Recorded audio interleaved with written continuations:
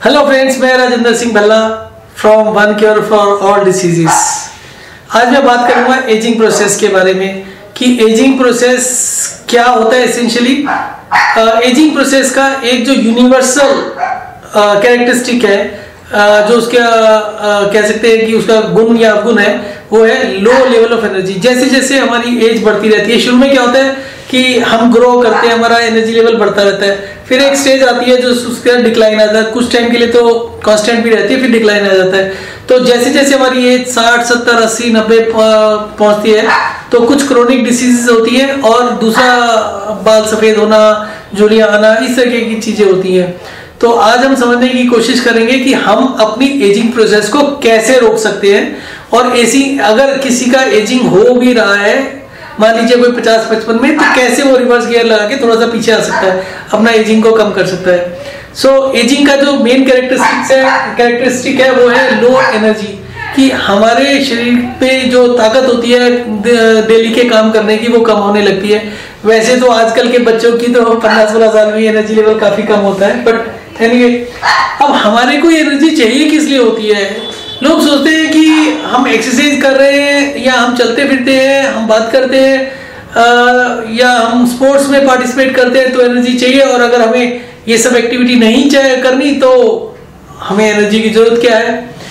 नहीं, ऐसा नहीं है। हमारे शरीर में जितनी एनर्जी बनती है उसका 60, 70, 80%, और ओल्ड एज में तो हो सकता है 90-95% तक जो एनर्जी यूज होती है वो हमारे वाइटल ऑर्गन्स की फंक्शनिंग के लिए होता है। हमारे दिमाग को काम करने के लिए एनर्जी चाहिए, इलेक्ट्रिसिटी चाहिए एक तरह की।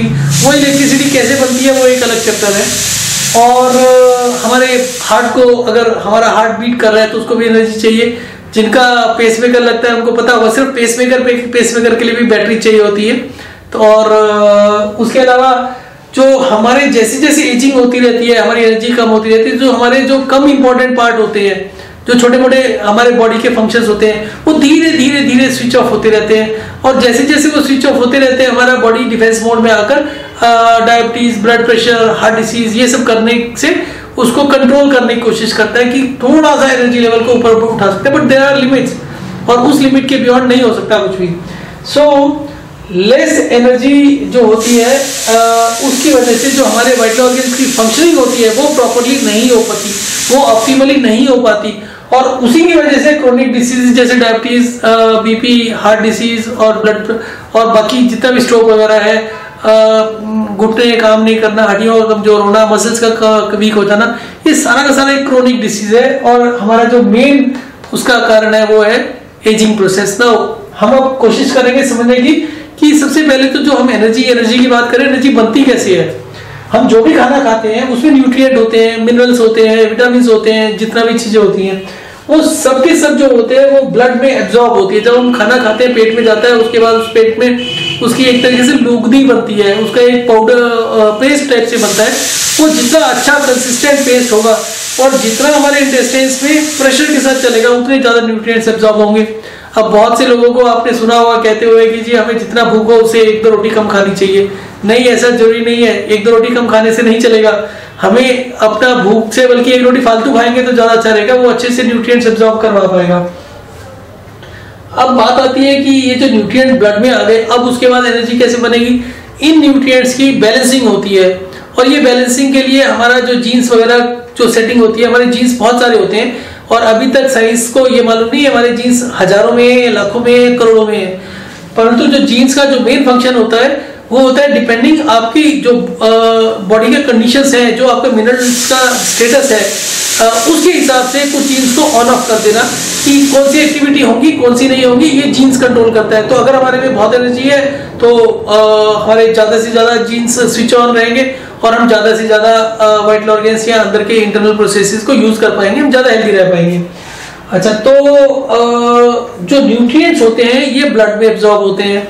अब ब्लड में एब्जॉर्ब होने के बाद में इनकी बैलेंसिंग होती है, और बैलेंसिंग किससे होती है, किडनी और लीवर में। लीवर में यूजली फैट्स, कार्बोहाइड्रेट्स और प्रोटीन्स का बैलेंसिंग होता है। जितने भी बाकी हार्मोन्स हो गए, मिनरल्स हो गए, ये ज्यादातर बैलेंसिंग जो होती है वो हमारे किडनी में होती है। तो अब ये ब्लड में आ गया। अब हमारे शरीर में जो ब्लड होता है वो 4-5 लीटर होता है सिर्फ। और अब ये ब्लड का काम क्या होता है, ब्लड का काम सिर्फ एक ही है कि इन न्यूट्रिएंट्स को सेल्स में डिलीवर करना। हमारी बॉडी सेल से बनी होती है, तो जब ये न्यूट्रिएंट सेल में जाते हैं और प्रॉपरली राइट प्रोपोर्शंस में रहते हैं तो क्या होता है कि एनर्जी बनेगी, और ये जो एनर्जी है ये हमारे वाइटल ऑर्गन्स को मिलती रहेगी और हमेशा यंग रहेंगे। प्रॉब्लम तब आती है जब ये जो ब्लड में जो न्यूट्रिएंट्स है ये इम्बैलेंस होता है। और इम्बैलेंस का कारण क्या है, ये जितना भी मेडिकल एसोसिएशंस है, ये जो RDA रिकमेंडेड डेली अलाउंसेस वगैरह फिक्सअप करते रहते हैं, इसके पीछे कोई साइंस नहीं होती।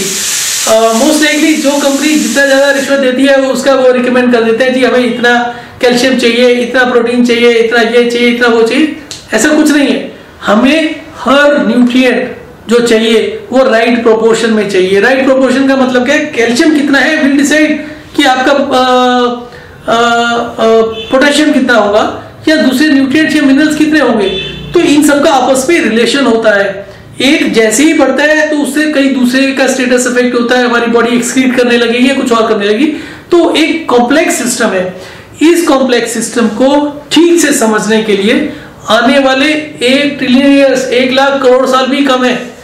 उसके पीछे एक सिंपल सा मैथमेटिक्स है जो कि मेरी वेबसाइट www.healthyindianow.in में है, आप उस कैलकुलेशन को देख सकते हैं।